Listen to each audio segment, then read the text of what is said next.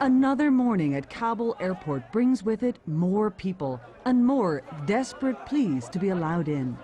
Every day, thousands of men and women clutching pieces of paper, military ID cards, even old photographs, search for someone to talk to. An immigration official, anyone with answers. All they find are heavily armed soldiers. So lots of documents, but unfortunately we don't have any answers from the SIV. This is the. So you applied for an SIV? We applied, but we didn't get any answers from the SIV. When did you apply?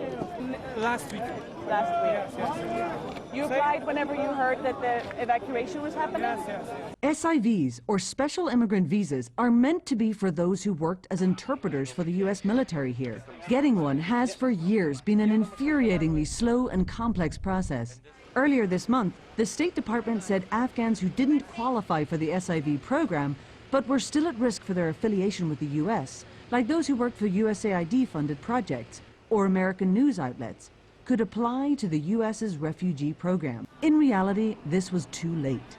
As the Taliban took over Kabul 9 days ago, many were left unprepared, not least of all, the U.S. government. We didn't have time for the visa and everything because my father was This process was too fast? Yes, the Taliban thinks that my father is working with NATO and he is a spy, foreign spy. Okay, we need help. I don't know why they are not accepting these documents, but we have lots of documents. But the SIV, they say that they need you to have an application number. I know. Do you think that they'll give you a number and maybe you can come back? No. I think we don't have time. My family is hiding in Kabul. A few have resorted to waving the flags of the nations they work with. Everyone has some sort of paperwork, but the system of checking has collapsed. Even passport holders from NATO countries have trouble getting through. The American soldiers here are not immigration officials and have little idea either as to who qualifies to be allowed in. An informal rule of U.S. passports and green card holders only has become the new reality. So the people on this side are being held here by American soldiers, but over here, we'll go this way, we have a massive crush of people, and the British forces are trying to keep them back. And the difficulty for people here is that they're being told that they don't qualify and they're not going to be let in at all. At least 20 people have died so far in the crush of the crowds, including one 2-year-old child, according to the New York Times. Her mother, a former U.S. military interpreter, trying to get out. Overnight, a gunman opened fire on Afghan forces, monitoring access to the airport gate, killing at least one Afghan soldier and wounding several more. U.S. Central Command said no U.S. or coalition service members were injured. Each day brings more bodies in the street, and those who succumb to the brutal summer heat forced to wait in the open for days.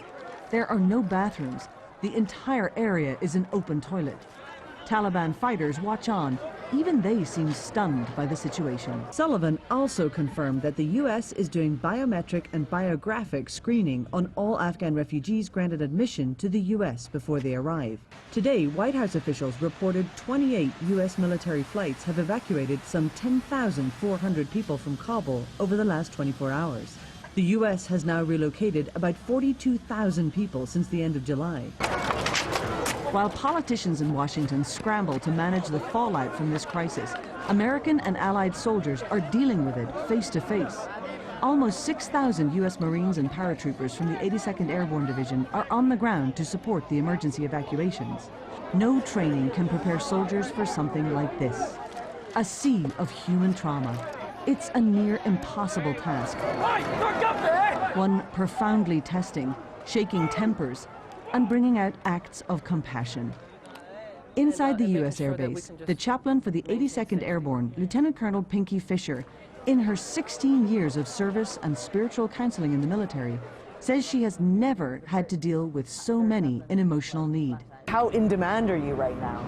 Wow, from the time I get up to the time I go to bed, and I mean, I'm getting probably 3 hours of sleep a night. Because people need to talk to you.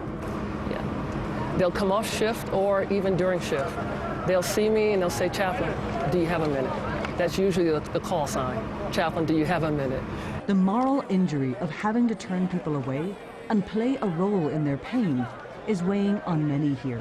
Some of them are married with children of their own.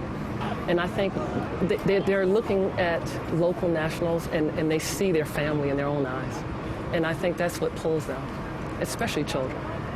I think that pulls every human being is to see children. So anytime you see a child hurt or they look like they're hurting, that pulls on you. And I think that's what's tugging on a lot of soldiers. They are ready to fight an enemy, but you don't touch kids. Kids are especially vulnerable to being lost in the crowds.